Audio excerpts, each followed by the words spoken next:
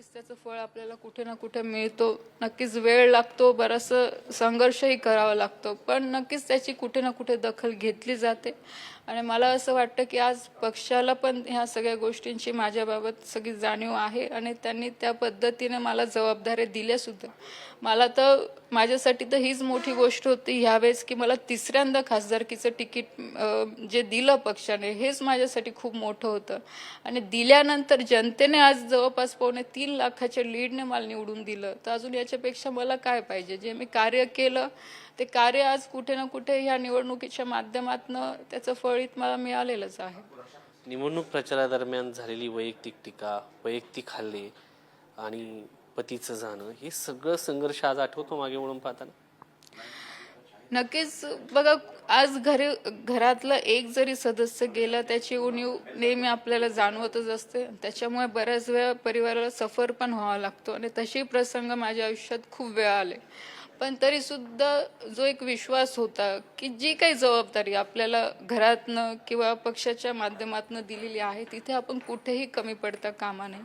म्हणून आपण बघितलं असेल की मी नेहमी माझ्या कामांना मी प्राधान्य दिलेलं आहे आणि लोकांमध्ये राहायचा मी प्रयत्न केलेला आहे. कारण की आज जर मला लोकांनी एवढ्या मतांनी जर निवडून दिलेलं आहे तर माझी पहिली जबाबदारी तिथे बनते की मी लोकांसाठी नेहमी काम केलं पाहिजे. त्यांच्यामध्ये राहून त्यांच्यासोबत प्रवास करून मी नेहमी त्यांचे प्रश्न मला सोडवता आले पाहिजे, याच्यासाठी सातत्याने मी प्रयत्न केलेले आहे. तुमच्या मुलांनीही वडील गमावलेले आहेत, मुलांशी काही बोलणं झालं? त्यांच्याही आज मंत्री होते. तर नक्कीच. माझा मुलगा तो आता 12 वर्षाचा आहे, मुलगी 16 वर्षाची आहे. दोघांनी सुद्धा ह्या निवडणुकीमध्ये खूप मेहनत घेतली. मुलगीने आज माझी खूप मेहनत घेतलेली आहे. आज ती माझी मुलगी म्हणून नाही तर एक बहीण म्हणून ती माझी खूप काळजी घेत असते. म्हणजे मला कधी कधी वाटतं की मी तिची आई नाही, ती माझी आई आहे. अशा पद्धतीने ती खूप माझी काळजी घेत असते. आज मुलगा आहे तोही त्याच्या एक्झाम्स होत्या पण तरी सुद्धा की मम्मी तुझं कसं चालू आहे, जेवली की नाही, म्हणजे छोट्या छोट्या गोष्टी ज्या खूप गरजेच्या असतात एका परिवारामध्ये, नेहमी तो विचारत राहायचं. तर मला असं वाटतं आज दोघं मुलांची ताकद माझ्यासोबत आहे, पूर्ण परिवाराची ताकद नक्की आहेच. तुमचं आणि तुमचं काही बोलणं झालं या सेशननंतर? फोन केलाय? हो, बघा, नाथाभाऊचं नेहमी माझ्यावर खूप जास्त मुलीसारखं प्रेम राहिलं. मुलींपेक्षा मी जास्त म्हणेल, कारण निखिल गेल्यानंतर त्यांनी खूप जबाबदारी माझी सांभाळलेली आहे. आमच्या सासूबाई असतील, नंदा असतील, सगळ्याच, माझे मम्मी पप्पा, कारण तिकडे मी सगळ्यात छोटी आहे आईकडे पण, तर त्यांनी पण खूप जपलंय मला. माझे मम्मी पप्पा असतील, वहिनी असेल, भाऊ असेल, सगळ्या परिवाराने खूप जपलेलं आहे मला माझ्या सगळ्या ह्या स्ट्रगलमध्ये पण.